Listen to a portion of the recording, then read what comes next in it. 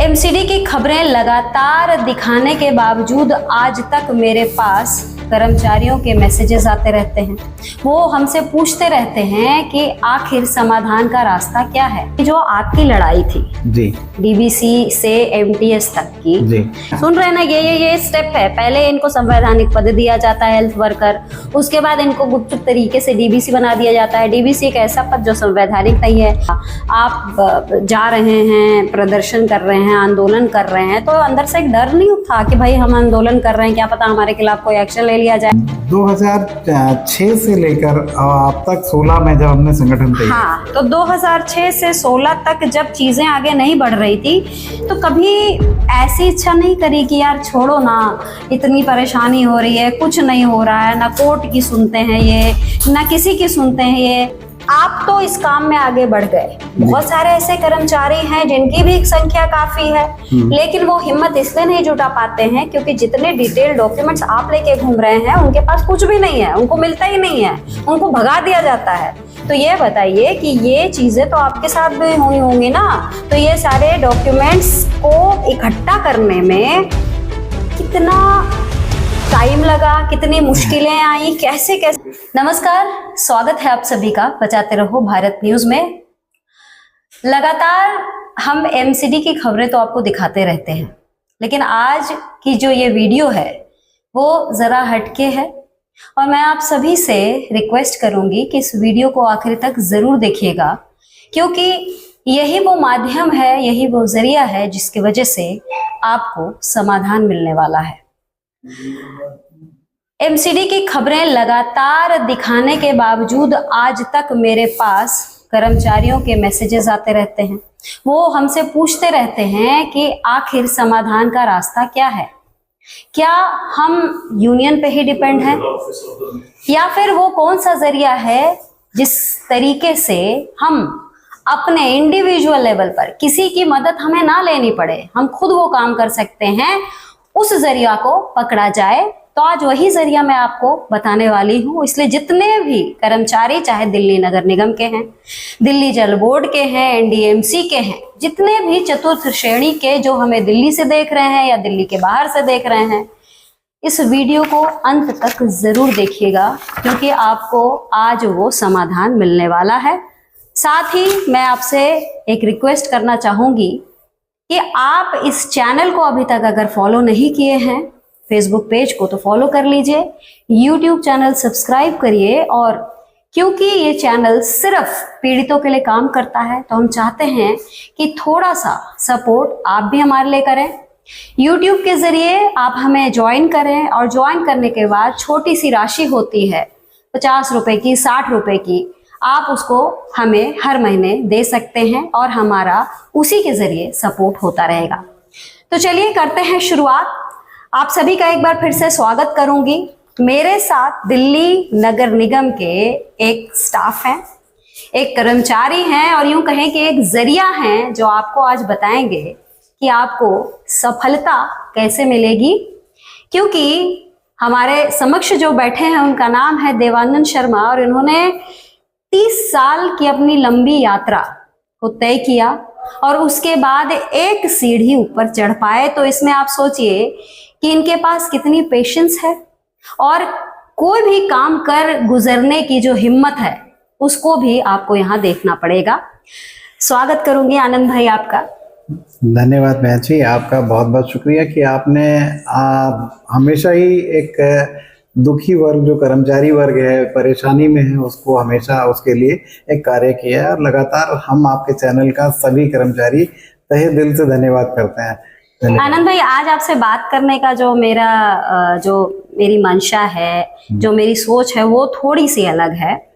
आज हम आपकी जर्नी पर बात तो करेंगे, लेकिन मैं चाहूंगी आप कुछ इस तरीके से अपनी बात रखें ताकि हमारे कर्मचारी जो हमें सुन रहे हैं उनको भी एक पथ मिले, एक रास्ता मिले, और वो भी वो जरिया अपना सके अपने आगे समाधान को लेकर।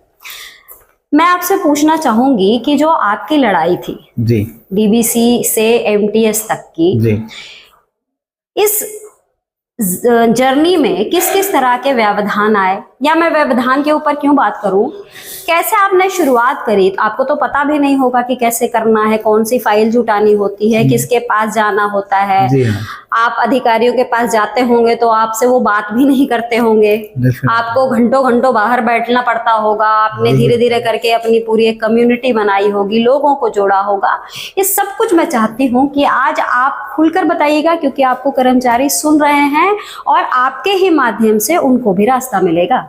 देखिए, सबसे बड़ी बात है कि हम आज नगर निगम में सन 1996 में लगे थे। सन 1996 में एक संवैधानिक पद भी होता था कि संवैधानिक पद हमें एक बेलदार पद पे रखा गया था। बेलदार पद होने के साथ साथ हमारे साथ में फिर भी उसके बाद उसे 97 में 2005 तक उसको हेल्थ वर्कर कर दिया गया। लेकिन हम नहीं जानते थे निगम में एक ऐसा पद भी होने के बावजूद, जो हम संवैधानिक पद पे रहने के बावजूद हमें एक बिना पद के कर दिया जाएगा। ये तो हमारा दुर्भाग्य था कि हमें इस चीजों की जानकारी नहीं थी। मतलब हेल्थ वर्कर संवैधानिक पद था संवैधानिक, और एकदम गुपचुप तरीके से आपको डीवीसी बना दिया गया, जो कि संवैधानिक पद नहीं था। जी हाँ। और उसके लिए एक सीनियरिटी भी जारी की गई थी 2004 में 6 में भी कि ये संवैधानिक पद है। बाकायदा आधिकारिक रूप से उसे पेश किया गया था, पूरे 12 जोनों में लगाई गई थी और हमें कहा गया था समय पक्का भी कर दिया जाएगा। लेकिन 2006 के बाद हमें उन्होंने कहा इनकी शायद डिमांड ज्यादा है, तो उन्होंने उठाकर जो हमें प्लेन एक डीवीसी बना दिया जिसका कोई पद ही नहीं है। ये हमारा दुर्भाग्य है कि हम लोग आज उसको झेल रहे हैं। नहीं, अब कहाँ झेल रहे हैं? अब नहीं झेल रहे हैं। अभी भी झेल रहे हैं। हम ये नहीं कह सकते कि झेल नहीं रहे, अभी भी झेल रहे हैं। क्योंकि उस चीज को 2006 के बाद से कर्मचारी लगातार 2016-17 तक हमने कहा, जरूर कोई यूनियन नहीं हुआ करती थी, हम अधिकारियों से बातचीत करते थे। दूसरी यूनियन वाले थे, वो शायद मुझे नहीं लगता कोर्ट केस वगैरह में ज्यादा उलझे रहे जी। लेकिन मुझे तो ऐसा लगता है कि निगम एक ऐसा सिस्टम है जहां कोर्ट को या कर्मचारी को कुछ भी नहीं समझा जाता है जी। जो मुझे आज तक एहसास हुआ इस बात का कि सुप्रीम कोर्ट तक की नहीं सुनी जाती है, हाई कोर्ट की नहीं सुनी जाती है। हम कैट से लड़ते लड़ते हमारे ही कुछ साथी सुप्रीम कोर्ट तक जीत कर आ गए। मतलब आप संवैधानिक पद के लिए आप कोर्ट गए? जी हाँ। सुन रहे ना, ये स्टेप है। पहले इनको संवैधानिक पद दिया जाता है हेल्थ वर्कर, उसके बाद इनको गुपचुप तरीके से डीवीसी बना दिया जाता है। डीवीसी एक ऐसा पद जो संवैधानिक नहीं है। मतलब आप कोई भी सरकारी सुविधा आप इनसे नहीं मांग सकते हैं और कभी भी आपको निकाल के बाहर कर दिया जा सकता है। तो सोचिए कितनी सारी चीजें थी जो कि इनके ऑपोजिट थी, इनके नेगेटिव थी, बावजूद ये कहाँ गए? कोर्ट गए। कोर्ट में आप जाते हैं, आपके हक में फैसला होता है, लेकिन निगम द्वारा नहीं सुना जाता। और उसे कर्मचारी फेस करता रहता है। लेकिन फिर हमने फैसला किया सन 2016 में कि हमें संगठित होना पड़ेगा जी। संगठन के लिए हमने सभी 12 जोनों के साथियों से संपर्क किया। हमारे मजबूत साथी, बहुत से मजबूत साथी हैं आज साथ में। मदन पाल जी, हमारे कटारिया भाई हैं, राजेश भाई हैं, रामपाल भाई हैं, मधुबाला जी हैं, आदेश है, इंद्राज है, ये सभी जो दिनेश भाई हैं और हमारे विष्णु जी हैं जिन्होंने शुरुआत की। हमारे जो ऐसे ऐसे बहुत से धुरंधर साथी हैं, हो सकता है मैं नाम लेना भूल गया हूँ। उन्होंने जो साथियों ने जो वाकई लड़ना चाहते थे, आगे आना चाहते थे। मतलब एक से आप 11 बनते गए? जी हाँ, 12 जोनों से 12 बने। पहले 12 जोनों में सभी थे, हमने अलग अलग सभी 12 से सभी दुखित कर्मचारी जो सभी थे, दुखित तो 3500 सभी कर्मचारी थे, लेकिन सभी कर्मचारी को इकट्ठा किया, अलग अलग जोनों में मीटिंग की, बातचीत की और उसका एक संगठन तैयार किया जी।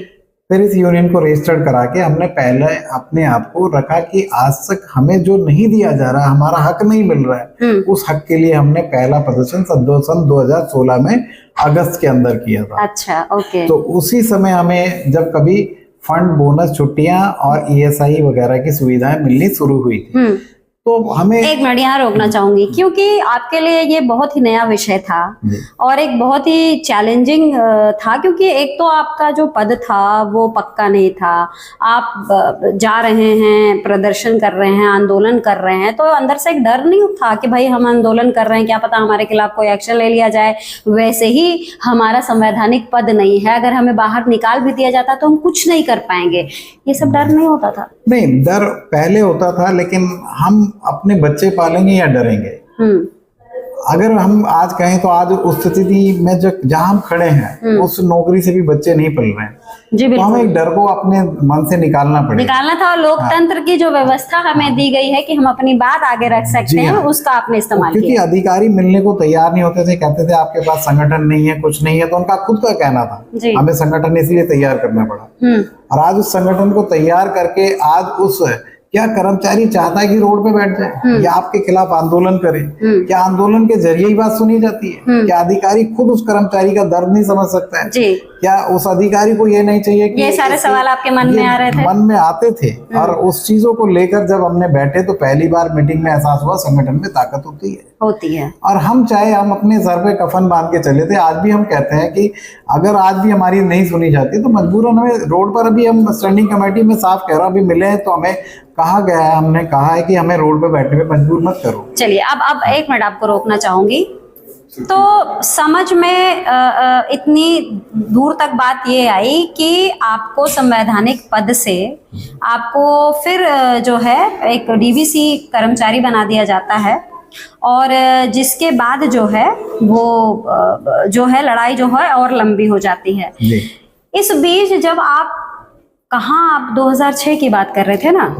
2006 से लेकर अब तक 16 में जब हमने संगठन तैयार हाँ, तो 2006 से 16 तक जब चीजें आगे नहीं बढ़ रही थी तो कभी ऐसी इच्छा नहीं करी कि यार छोड़ो ना, इतनी परेशानी हो रही है, कुछ नहीं हो रहा है, ना कोर्ट की सुनते हैं ये, ना किसी की सुनते हैं ये, तो ऐसा करते हैं ठंडे बस्ते में इस चीज को डाल देते हैं। कभी ऐसा मन में ऐसी भावना नहीं आई आपके?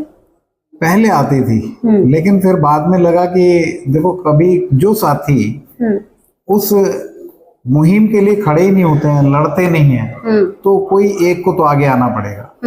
तो हमने इसीलिए अपने 12 जोन, मैंने कहा ना 12 जोनों से उन साथियों को चुना जो वाकई ही लड़ना जानते हैं, अपने साथियों के लिए करना चाहते हैं, मतलब अगर ईमानदारी से लड़ना चाहते हैं। अगर आपका मन डिस्करेज होता था तो दूसरा साथी आपको इनकरेज करने के लिए खड़ा रहता था। हाँ, उसमें ये भी है कि हमें ये लगा कि सभी के साथ अन्याय हो रहा, तो अगर हम उसे सहते रहेंगे तो कैसे चलेगा। जी। तो उसमें अन्याय को ना सहते हुए हम सभी के लिए लड़ाई क्यों ना खड़ी करें, सभी में हिम्मत भरने की कोशिश करें। और आज वो कर भी रहे हैं और कोशिश भी कर रहे हैं। साथियों को कई बार लगता भी है कि डिस्करेज होते हैं कि कुछ नहीं हो रहा है, क्योंकि उन्हें नहीं पता है कि अधिकारियों से लड़ना कितना आसान नहीं है। निगम प्रशासन से आज हम लगातार पोस्ट बनने के बाद भी यहाँ 2 साल से जो अपने आप अधिकारियों को दे देना चाहिए था कि इनकी पोस्ट बन गई है, आज इनकी तनख्वाह इनकी बढ़ा देनी चाहिए, जो नहीं किया, आज 2 साल से हम उसके लिए लड़ रहे हैं। और ये लड़ाई जो उस 28-30 साल पहले जो थी वो आज भी जारी है। थोड़ा आगे बढ़ते हैं कि अभी 2022 में आप लोगों को एमटीएस बनाया ना, या 23 में? 2023 में। तो 2023 में जब आप डीबीसी से एमटीएस में जब आप कन्वर्ट कर दिए जाते हैं, एमटीएस मतलब एक संवैधानिक पद, तो उस वक्त आप लोगों के मन में कैसी भावना आई? क्या आप लोगों को फीलिंग हुई? ऐसा लगा कि एक हमारी जीत हुई है, 28 साल जो हमने मेहनत करी उसका रिजल्ट आज मिला है? जी बिल्कुल, हमें अंदर से आज भी हमारी रूह सिहर जाती है कि हमें आज कम से कम एक आज माना गया कि हम निगम के कर्मचारी हैं। वरना हम लगता ही नहीं था निगम के कर्मचारी, एक टेम्परेरी पोस्ट डीवीसी का दे दिया जाता था। लेकिन हमें बाद में लगा आपकी मेहनत भी थी उसमें, साथ में आपने हमारी आवाज भी उठाई, औरों तक पहुंची, निगम प्रशासन तक। पत्रकार तो करते रहते हैं, मैं मानता हूँ, लेकिन हमारी आवाज उठाने वाला कौन था? साथ में आपने पत्रकार, आप लोगों ने मिलके उस बात को ऊपर तक पहुंचाया, हम भी लड़े, अपने करते करते सभी साथियों ने भी सहयोग दिया। एक ऐसा जो एक पद मिला तो उस दिन हमारा वाकई मन बहुत खुश था, हमारी आंखों में आंसू थे। और आप ने देखा भी था हमारी आंखों में आंसू थे, लेकिन ऐसा लग रहा था आज सब कुछ मिल गया। 3500-3400 कर्मचारी पक्के हुए थे ना उस वक्त? पक्के नहीं, एक पद मिला था, सॉरी एमटीएस बने थे, 3500-3400 इनकी संख्या होगी, लगभग 3000। अच्छा, मैं देख पा रही हूँ कि आपके हाथ में ये मोटी सी फाइल है। ये मोटी फाइल मैं अक्सर आपके हाथ में देखती हूँ। इसके अंदर तमाम डॉक्यूमेंट्स हैं, डिटेल्स हैं, जो कभी भी कोई अधिकारी अगर इनके काम में व्यवधान डालता है, अगर सवाल उठाता है तो उसका सारा जवाब यहाँ पे होता है। वो तुरंत निकाल के दिखा देते हैं कि ये देखिए जी, ये है आपका जवाब। तो अधिकारी भी भौचक्के रह जाते हैं कि अब क्या किया जाए। लेकिन आपको तो पता है ना कि जिसके नियत में ही खोट हो, जिसे करना ही नहीं हो, तो वो तमाम तरह के दाएं बाएं वाले सिचुएशन क्रिएट करता है। तो ये बताइए कि ये जो इतने सारे जो आप कागजात लेके घूमते हैं, अभी कुछ लोगों से हमारी बात हुई तो उन्होंने कहा कि ये जो MTS बने हैं DBC, वो हमारे लिए एक बहुत बड़ा एग्जाम्पल है, उदाहरण है। लेकिन आप तो इस काम में आगे बढ़ गए। बहुत सारे ऐसे कर्मचारी हैं जिनकी भी संख्या काफी है, लेकिन वो हिम्मत इसलिए नहीं जुटा पाते हैं क्योंकि जितने डिटेल डॉक्यूमेंट्स आप लेके घूम रहे हैं उनके पास कुछ भी नहीं है, उनको मिलता ही नहीं है, उनको भगा दिया जाता है। तो ये बताइए कि ये चीजें तो आपके साथ भी हुई होंगी ना। तो ये सारे डॉक्यूमेंट्स को इकट्ठा करने में कितना टाइम लगा, कितनी मुश्किलें आई, कैसे कैसे आपने किया? क्योंकि मैं चाहती हूँ आपको थोड़ा सा इसको विस्तार से बताएं ताकि हमारे कर्मचारियों को समझ में आए कि कोई भी चीज कठिन नहीं है। देखिए, सबसे पहले आपको हमने कहा कि सन 2016 में हमने संगठन तैयार किया। उस संगठन में आज 2016 में जब पहला मीटिंग हुआ था, PK गुप्ता जी हमारे कमिश्नर साहब थे। उसमें PK गुप्ता जी ने नॉर्थ कमिश्नर थे, नोडल बॉडी नॉर्थ हुआ करता था। तीनों कमिश्नर साहब ने वहां बैठकर, तीनों MHO ने बैठकर, निगम का ट्राइफिकेशन था उस समय, तो तीनों ने बैठकर वहां पर फैसला लिया था। आला निगम अधिकारी तीनों निगम के बैठकर फैसला लिया गया था कि इन कर्मचारियों को, उस समय भी फैसला लिया गया था कि पद दिया जाए, चाहे वो फील्ड वर्कर का ही पद हो। वो तो हुआ था, ये कैसे आया ये बताइए। उसी के बारे में बताने जा रहा हूं। तो उन्होंने बताया था कि आपका जो, हमारे डॉक्यूमेंट्स हमारे ही थे कि डॉक्यूमेंट्स हमें कहीं से लाने की जरूरत नहीं है। जो आपने ज्वाइनिंग जिस तरह किया था कि हमने बताया कि हम 96 में बेलदार लगे थे, वो डॉक्यूमेंट्स तो हमारे हैं ना।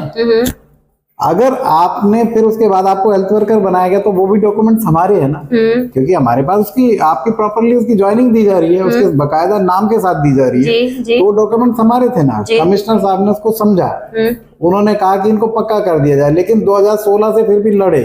लेकिन उसके बाद हमने कुछ RTI लगाई है, कुछ लगाया है, पेपर्स इकट्ठे किए हैं। आपने सभी साथियों के पास से, जिसके पास जो अवेलेबल था, कहीं ना कहीं से इधर उधर से हम करते करते एक मोटा फाइल तैयार हुआ कि जिसमें हमारे पक्ष में जाता है। कुछ RTI भी लगानी पड़ी हैं, जिसके थ्रू हमें पता लगता है कि हम क्या और कैसे, कहाँ से क्या होते चले। नहीं, मैं समझ सकती हूँ। और एक एक चीज दोस्तों, इनके पास कई बार होता है कि मैं भी इनकी स्टोरी करती हूँ, इनकी खबरें चलाती हूँ, तो कभी अपने आप को, खबर को साबित करने के लिए हमें प्रूफ चाहिए होते हैं, सबूत चाहिए होते हैं। तो मैं जब भी आनंद भाई से कहती हूँ कि ये बात तो आप कह रहे हैं, इसको मैं स्थापित कैसे करूंगी, तो वो तुरंत कागज दे देते हैं कि ये लो दीदी, ये कागज है। तो वो बहुत बड़ी हेल्प होती है, ताकि मैं भी अगर अधिकारी से या किसी नेता से सवाल करूं तो मेरे पास वो कागजात रहें। तो ये भी एक बेहतरीन कार्य था जो आपने अब तक किया। जी, ये बिल्कुल, देखो आपके सभी सहयोग से और सभी साथियों के सहयोग से वो पेपर जिसके पास जो अवेलेबल था, कुछ हमने आधिकारिक रूप से लिए हैं, कुछ अपनी RTI लगा के लिए हैं, उनको इकट्ठा किया है। जो हमारे लिए साथ में, वो हमारे लिए सहयोग में, हमारे मीटिंग में सहयोग में रहे हैं पेपर। और उस चीज को लेकर आज हम बैठते हैं तो कहीं भी हमें बोलने में कहीं गुरेज नहीं होता कि हम संवैधानिक नहीं हैं। हम संवैधानिक हैं। आज हमारा उस चीज को लेकर देखते हैं, कह देना आसान है। कई साथी हमारे बोलते हैं कि यूनियन कुछ नहीं कर पा रही है, यूनियन ये नहीं कर पा रही है। लेकिन उन्हें ये नहीं पता है कि यूनियन अगर नहीं रहेगी तो आवाज कौन। अच्छा, मैं एक चीज और जोड़ना चाहूंगी यहाँ पर कि ऐसा नहीं है कि सिर्फ अधिकारियों से ही ये सारे कर्मचारी लड़ रहे थे, या सिर्फ नेताओं के सामने ही बात रखनी पड़ रही थी। एक दूसरा भी पक्ष था, कुछ ऐसे लोग जो कोई अच्छी चीज होती है उसमें रुकावट डालते हैं। तो इन्हीं में से बीच कुछ ऐसे लोग थे जो इनकी ही बातों को नेगेटिव तौर पे चारों तरफ फैला रहे थे। आप सोचिए कि एक बात भी आपके खिलाफ अगर कहीं फैल जाती है तो अपने आप को साबित करना उसके बाद जो पीछे से जो हम लड़ाई लड़ रहे हैं वो लड़ते रहना, ये सब चीजें बड़ी मुश्किल हो जाती हैं। मनोबल गिरता है कि यार मैं तो सबके लिए कर रहा हूँ। बावजूद इसके कुछ एक लोग आते हैं, मनोबल को गिराने की कोशिश करते हैं। और कई बार क्या होता है कि अधिकारी अगर नहीं भी करना चाहे तो वो क्या बोलेगा, वो एक आरोप लगाएगा, उन लोगों के जरिए लगवाएगा जो इनके नेगेटिव है, और ये सारी चीजें बातें फैलाई जाती है जिसकी वजह से काम नहीं होता है। तो कभी ऐसा दौर आपके साथ भी आया कि कुछ एक लोग थे जो आपके ही बीच के थे, जो आपकी खिलाफत कर रहे थे, जिनका फायदा अधिकारी उठा रहे थे? बिल्कुल, आज भी होता है। अभी हमारी कुछ दिनों पहले मीटिंग हुई है, तो कहते हैं तुम्हारी 3 यूनियन है, लेकिन 3 यूनियंस में आज तक अधिकारी ने खुद क्या उन यूनियनों को ये कहा है कि आप अपना रजिस्ट्रेशन दिखाइए, रजिस्टर्ड नहीं है। और मैं तो कहूंगा खुद अधिकारी, मैं आपके चैनल पे बोल रहा हूँ, खुद अधिकारियों ने ही वो लेटर बनवा के उनसे लगवा रखे हैं कि आप अधिकारी, वो तो समझ में आता, अंडरस्टूड, नहीं करना है तो आपस में ही लगवा दो, आपस में डिवाइड एंड रूल, फूट डालो राज करो, जो अंग्रेजों ने छोड़ा और वो आज अधिकारी जो अपनी तरफ से इस्तेमाल कर रहे हैं। मैं अपने साथियों को आपके चैनल के माध्यम से ये भी कहना चाहता हूँ कि अगर हम आरोप प्रत्यारोप ना करके अपना सिर्फ ये देखें कि मेरा कैसे जीवन चलेगा, मेरे को कैसे आगे बढ़ना है, आपकी आवाज कौन है, कौन आपके लिए सही कर रहा है, तो उसमें उसको छोड़कर अपने आप में ही देखें। यूनियन नहीं रहेगी तो आपकी आवाज को उठाएगा। और दूसरी चीज ये भी है कि अगर आपके काम के बीच ये सब रोड़ा आता है तो आपको निकलना पड़ेगा, आपको तरीका ढूंढना पड़ेगा, जैसा कि इन लोगों ने किया। अब मैं आपको ये भी बता दूं कि ये जो जर्नी मैं आपको बता रही हूँ, इस जर्नी के दौरान आनंद भाई बीमार भी पड़ गए, हॉस्पिटलाइज रहे, और इस हॉस्पिटलाइज रहने के दौरान भी इन्होंने अपना काम नहीं छोड़ा। तो थोड़ा सा उसके बारे में भी जानना चाहूंगी कि अचानक कौन सी बीमारी से आप ग्रस्त हो गए, क्या कारण था, लगातार तनाव में आप रहते थे, लगातार टेंशन में रहते थे। मैं जानती हूँ कि डीवीसी तमाम बहनें हैं जिनके लिए भी आप लगातार लड़ाई लड़ते हैं, तो वो थोड़ा सा उस दौर के बारे में बताइए। और मैं ये सब इसलिए पूछ रही हूँ ताकि सुनने वाले जो है आपकी जर्नी से प्रभावित हो और उनको भी एक जज्बा उनके अंदर आए कि हमें भी करना है। देखो, मैं तो ये कहूँगा कि आप भाइयों की दुआओं से और बहनों की दुआओं से मैं आज ठीक ठाक हूँ, सब बढ़िया हूँ, ठीक हूँ। लेकिन अभी मेरा 6 तारीख को ऑपरेशन के लिए एडमिट होना है मुझे, अभी भी उन्होंने कहा है। तो अभी तक हुआ क्या कि ये अपने आज तक कोई डॉक्टर डिफाइन नहीं कर पाए कि मुझे बीमारी क्या हुई थी। मैं आपको सच बताऊं, सिम्टम्स क्या लेकिन थे? सिम्टम्स मेरे को दिखाई देना बंद हो गया था, और उसमें उसकी वजह से काफी परेशानी भी हुई मुझे। ये सब टेंशन लेने की वजह से था, एग्जर्शन की वजह से था, हो सकता है कि डॉक्टर ने तो बताया होगा ना, डॉक्टर्स ने कहा कि आप हो सकता है टेंशन लेते थे, कोई नर्व कंप्रेस हुआ जो शूट कर गया, जिसकी वजह से आपको आंख पे दिक्कत आ गई। वरना मुझे इवन आपकी दुआओं से बीपी शुगर भी नहीं था। तो वो कहता है उस टाइम में आपको कोई टेंशन लेने की वजह से जो नर्व कंप्रेस हुआ शूट करके आपकी आई को प्रॉब्लम कर गया। लेकिन आज उसकी वजह से बहुत छोटी छोटी चलते चलते वो मैं आज इस दौर से निकल गया हूँ, लेकिन अपने जज्बे को कम नहीं होने दिया है। लेकिन मेरे साथियों ने भी मेरी बहुत मदद की है, उस समय में अपने काम को रोका नहीं है। यूनियन का मतलब यही है कि अगर एक साथी बीमार है तो बाकी यूनिट तो तैयार है ना। हमारे जो साथी सचिव हैं, रामपाल है, मदन पाल जी है, मधुबाला जी, डेली उन साथियों के लिए, अपने 3000 परिवार के लिए, अब तो बल्कि हमारा एक 5000 का परिवार है, तो CFW भी MTS हो गया है, क्योंकि वो भाई भी हमारे साथ मिलकर लड़ने के लिए तैयार है और आज साथ खड़ा होता है। हमें अच्छा लगता है कि एक परिवार बढ़ गया, लेकिन उसकी भी परेशानी है, वो भी परेशान है। आज उनको भले ही आज उनको 17-18 साल हुए, लेकिन उन्हें सोचना चाहिए 30 साल से हम लड़ रहे हैं, तो उन्होंने इस बात को समझते हमारा साथ दिया और आज और इसमें मैं आगे ये भी जोड़ना चाहूंगी कि दोस्तों, इतना होने के बावजूद लड़ाई खत्म नहीं हुई है। भले ही संवैधानिक पद मिल गया हो, लेकिन आज भी ये दूसरे प्रॉब्लम से गुजर रहे हैं, क्योंकि आपको मैंने शुरुआत में ही ये बात कही थी कि आपको संवैधानिक पद मिल जाना, लेकिन उस पद के जो बेनिफिट्स हैं वो नहीं मिलना। अब इच्छाएं क्यों थी? इसलिए थी कि संवैधानिक पद मिल जाएगा तो हॉलीडेज मिलेंगे, मेडिकल लीव मिलेगा, CL मिलेगी, ये सारी चीजें दिमाग में रख के ही तो इंसान लड़ रहा था। लेकिन इनको MTS तो बना दिया जाता है, इनकी सैलरी ज्यों की त्यों होती है, ना CL होता है, ना मेडिकल लीव होती है, कुछ भी नहीं होता है। तो ये लड़ाई जो है आगे भी जारी है। लेकिन आपके सामने एक बहुत बड़ा उदाहरण है, जो लोग ये सोचकर निराश हो जाते हैं, बैठ जाते हैं, वो सोचते हैं कि अब जिंदगी खत्म है, कुछ नहीं हो सकता, और रास्ता ढूंढने का भी वो प्रयास नहीं करता है। तो ये जो मैं आज जो वीडियो बना रही हूँ, एक तरीके का जो पॉडकास्ट है, वो आपके लिए है, उन सभी के लिए हैं जो अपने लड़ाई को आगे नहीं बढ़ा पा रहे हैं, जो जिंदगी से निराश है। तो इस वीडियो को आप पूरे ध्यान से सुनिए। एक बार देखा है तो दोबारा देखिए, तिबारा देखिए। जब एक एक चीजों को आप समझेंगे ना, तो आपके मन में भी एक हौसला आएगा और कुछ कर गुजरने की हिम्मत अपने आप आ जाएगी। तो फिलहाल अब मुझे और आनंद भाई को दीजिए इजाजत, और मैं यही कहूंगी कि ये पहला पॉडकास्ट जरूर है, लेकिन हम इस तरह के वीडियोस और बनाते रहेंगे ताकि हम आपको जगा सके, क्योंकि सिर्फ पत्रकार के माध्यम से आपको समाधान नहीं मिलेगा, उसके लिए आपको भी खड़े होने की जरूरत है। तो देवानंद भाई, मैं आपका बहुत बहुत धन्यवाद करूंगी, आपने अपना वक्त दिया, और आप सभी का भी धन्यवाद करूंगी कि आपने हमें आपका भी बहन जी आखिरी तक सुना। आप सभी का धन्यवाद। नमस्कार।